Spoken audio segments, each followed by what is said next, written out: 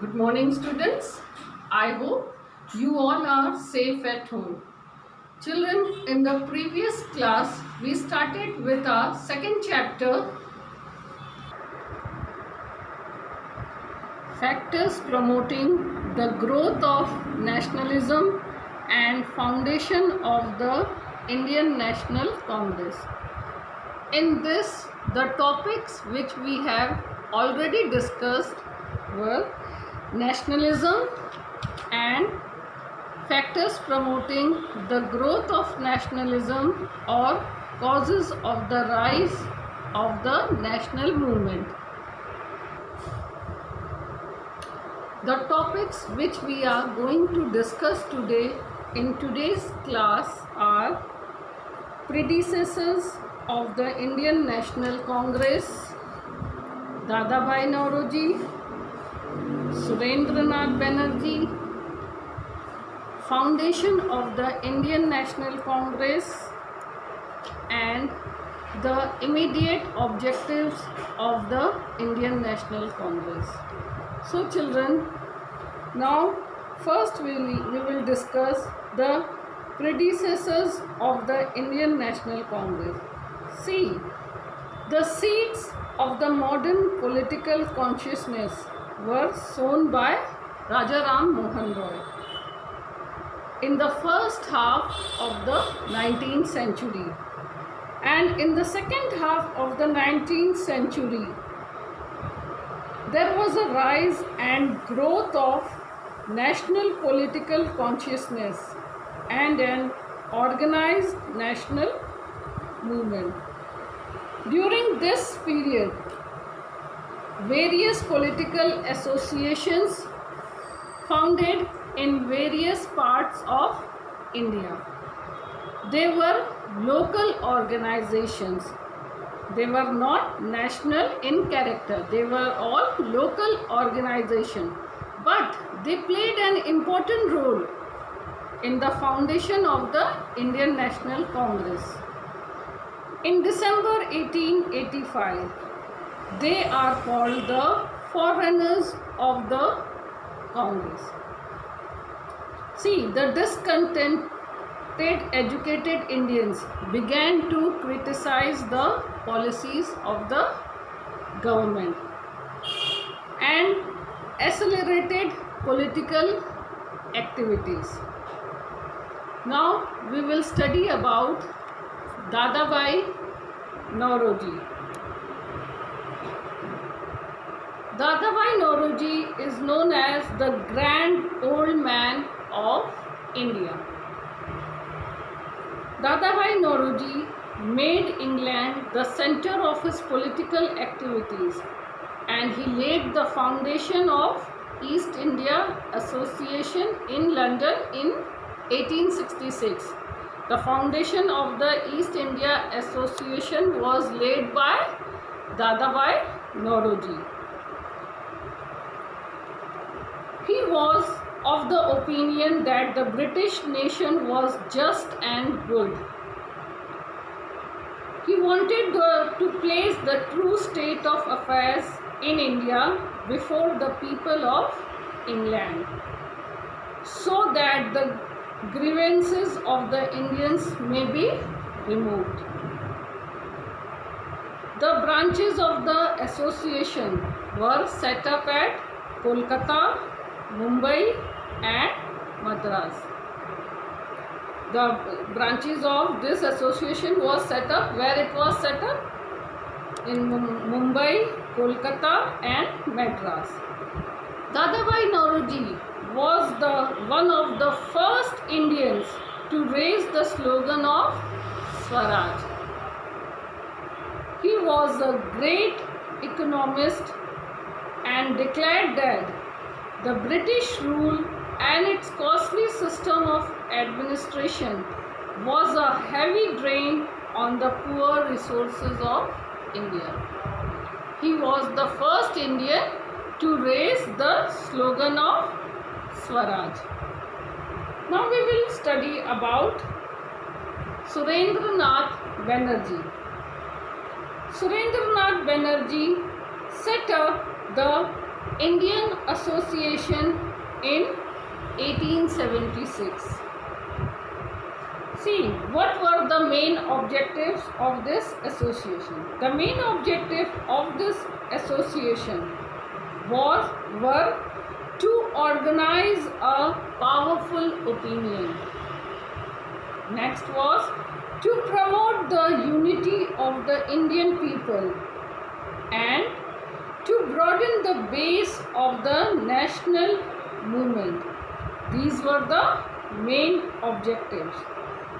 Surendranath Banerjee launched agitations against the discriminatory and oppressive act such as the License Act, the Arms Act and the Vernacular Press Act. And he was also against the lowering the age limit from 21 years to 19 years for the ICS examination, and to safeguard the interest of the workers on the English-owned plantation. But this association failed to become an all India body. Children, now we will study about the foundation of the Indian National Congress. The unjust administration of the English in India and the policy of racial discrimination created political consciousness among the Indians and strengthened the spirit of patriotism and nationalism. Because of the unjust administration of the English, it created a political consciousness among the Indians, and they also strengthened the spirit of patriotism and nationalism. See, Ellen Octavian Hume, he was the founder of the Indian National Congress. Ellen Octavian Hume was a retired member of the Indian Civil Service. He played an important role in the foundation of the Indian National Congress. That is why he is considered as the father of the Indian National Congress. Many great leaders such as S.N. Banerjee, Dadabhai Naoroji, Firoz Shah Mehta, Badruddin Tayyabji, Justice Ranade, etc., played an important role in the formation of Indian National Congress. The appeal produced in 1884, Hume, in consultation with the Indian leaders, laid the foundation of Indian National Union. A conference of representatives of different parts of India was called by the unions at Pune on December 25th, 1885. But as plague broke out at Pune, so the meeting of the union was shifted at Mumbai from December 28 to 31 December 1885. This was under the presidency of W.C. Banerjee, and it was attended by 72 delegates.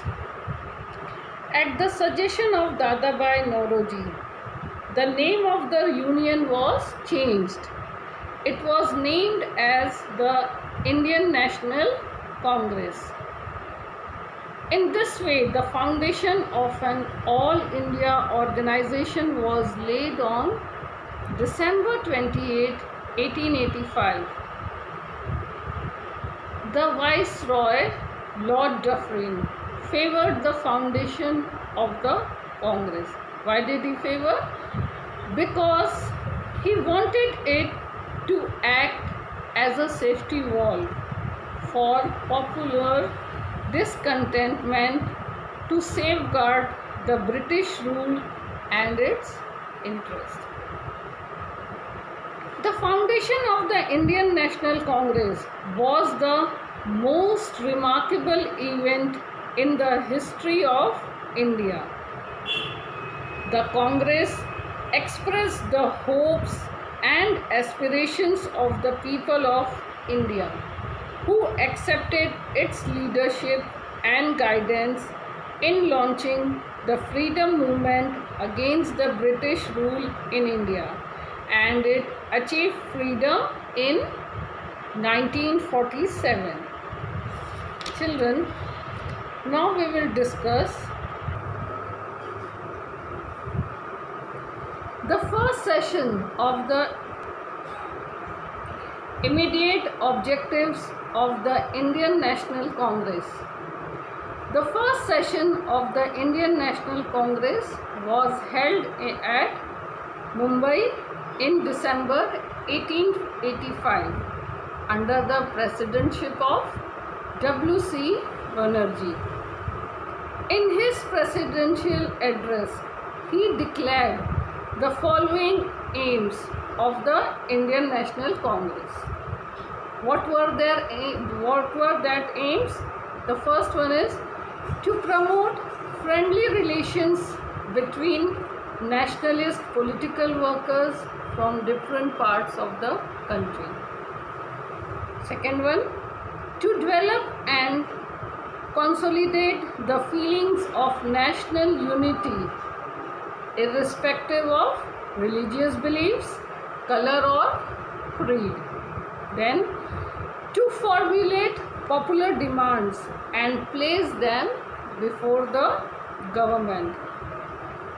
And the last one, to train and organize the public opinion of the country. These were the immediate objectives of the Indian National Congress. The Congress held its session every year in a big town, usually in December. Why did they hold this session? To chalk out a program and to achieve its aim. The first session of the Congress was held under the presidency of W.C.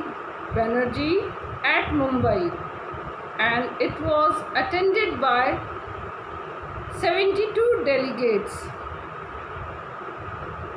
And the second session of the Congress was held in 1886 at Kolkata under the presidency of Dadabhai Naoroji.